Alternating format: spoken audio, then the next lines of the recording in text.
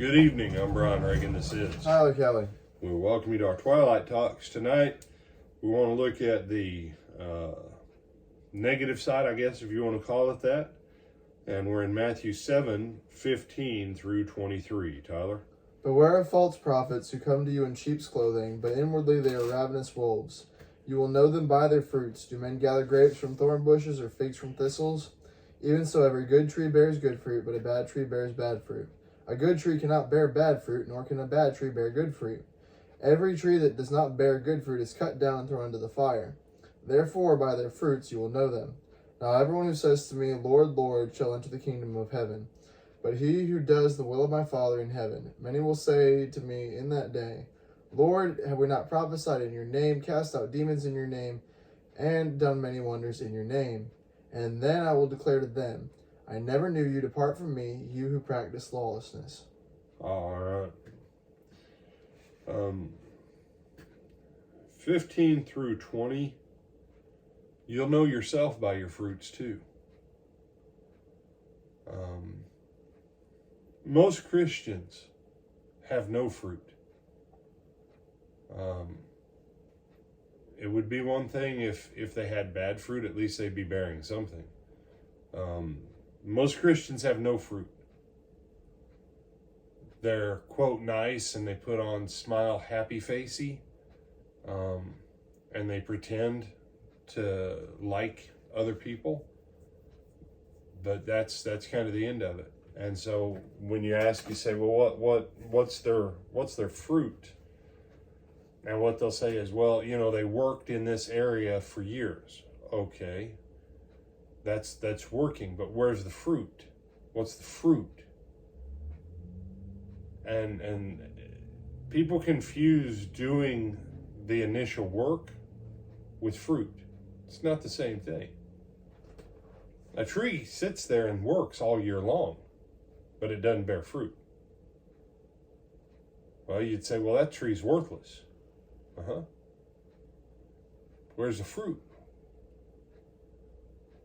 If you're not manifesting the actual fruit of the Spirit from Galatians, if you're not manifesting fruit in terms of lost souls being saved, if you're not seeing 30, 60, and 100-fold fruit in your work in the kingdom, then either you have no fruit or you have bad fruit.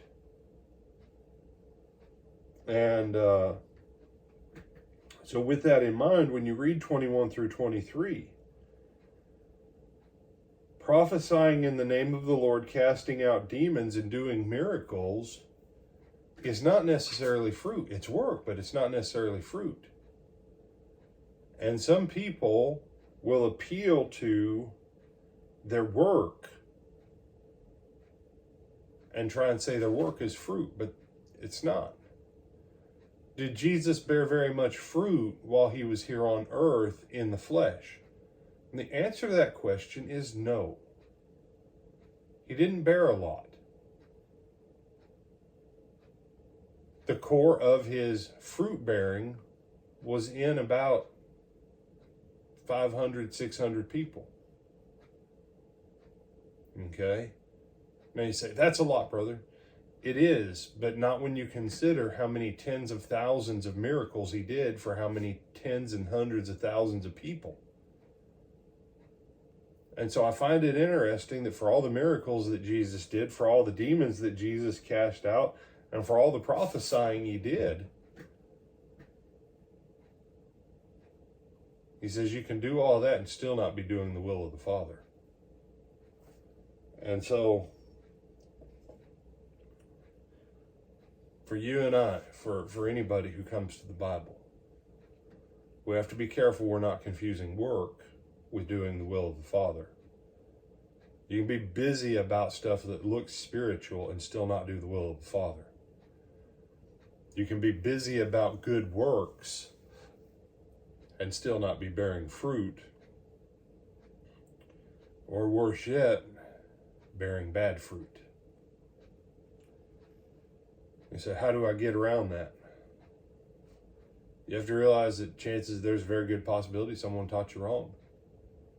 or that you've been lazy in your own study of the Gospels. And you need to actually go and learn what Jesus is saying to us. And where do you start? Well, we just wrapped up the Sermon on the Mount. I say you go back and you start in the Sermon on the Mount. Are you obedient to what Jesus said in Matthew 5? No? Well, then you're not in the will of the Father.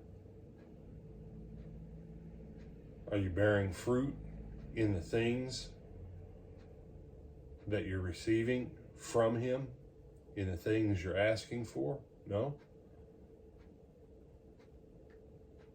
Okay. So,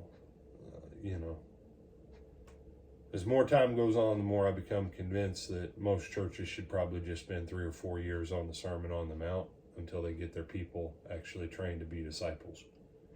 But hey, what do I know? It's just my hypothesis. Surely I can't be right and 2 billion other people be wrong. That wouldn't make sense, would it? So, and for those of you asking the question, no, I've come to this conclusion by my own determination that when I read the Sermon on the Mount, I know I'm not the disciple Jesus says I'm supposed to be. I know I'm not. And I don't know that I ever was. And since I learned it from people who were older than me in the church, I have a sneaking suspicion that most people don't know what it actually means to be a disciple of Jesus. So why not go back to the single longest text He gives us on how to be a disciple? Just a thought. Other thoughts, my brother? No, sir. With Adam, Brian, Reagan, this is Tyler Kelly. And we bid you good night, Lord, when we'll see you in the morning.